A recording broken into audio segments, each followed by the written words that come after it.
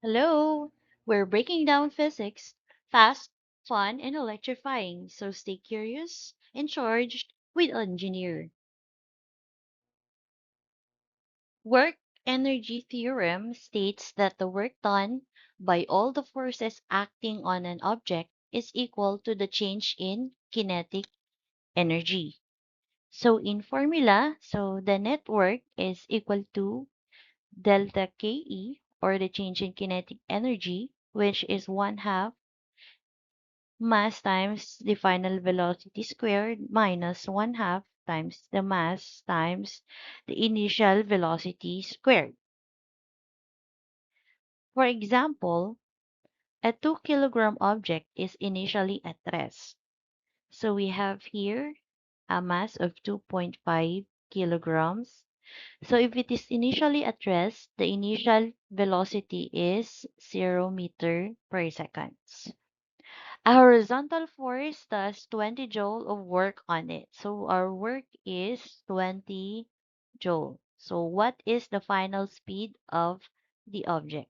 So we're looking for the final speed. So from the work energy theorem, so delta KE is equal to work.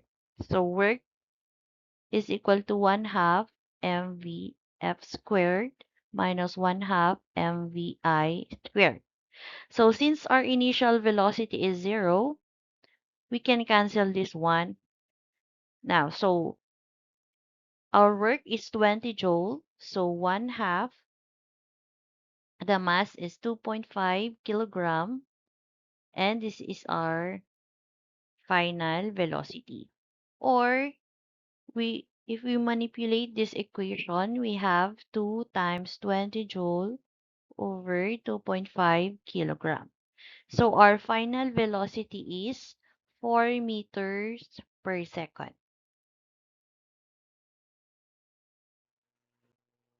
Another example, so we have here a 5 kilogram box is pushed across a rough floor. So the mass is 5 kilogram. So it starts with a velocity of 3 meters per second. So the initial velocity is 3 meters per second, and then it comes to a stop after traveling 4 meters. So it means the final velocity is 0. So we have here the distance traveled, which is 4 meters. What is the work done by the friction? So the work done by the friction is equal to the change in kinetic energy. So this is 1/2 mvf squared minus 1/2 mvi squared. So we have here 0 meters per second for the final velocity. We can cancel this one. So the work done by the friction is negative 1/2 times 5 kilogram times 3 meter per second squared. So we have here negative 22.5 joule.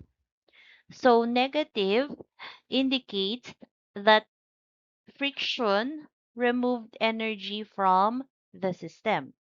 So it acted opposite to the direction of the motion. So another example, we have a 1 kilogram ball is dropped from a height of 5 meters. What is its speed just before hitting the ground? So we have here a mass of 1 kilogram and a height of 5 meters. So here, our work here is also equal to the change in kinetic energy. But the work here is the potential energy from the height of 5 meters. So we have mgh is equal to 1/2 mvf squared minus 1/2 mvi squared. So from the problem, it starts from rest. So the initial velocity is 0 meters per second. So we are looking for the final velocity. So we can cancel this one. And then we have mgh is equal to 1 half mvf squared. So we can multiply this one by 2, and then we can cancel the mass. So we have 2gh is equal to vf squared, or the final velocity is square root of 2gh. This is equal to square root of 2 times 9.8 times 5 meters. So our final velocity is 9.9 meters per second.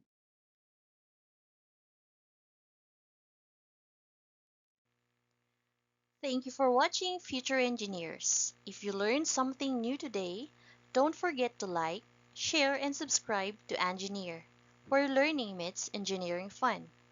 Got questions or topics you want me to cover next? Drop them in the comments. I'd love to hear from you.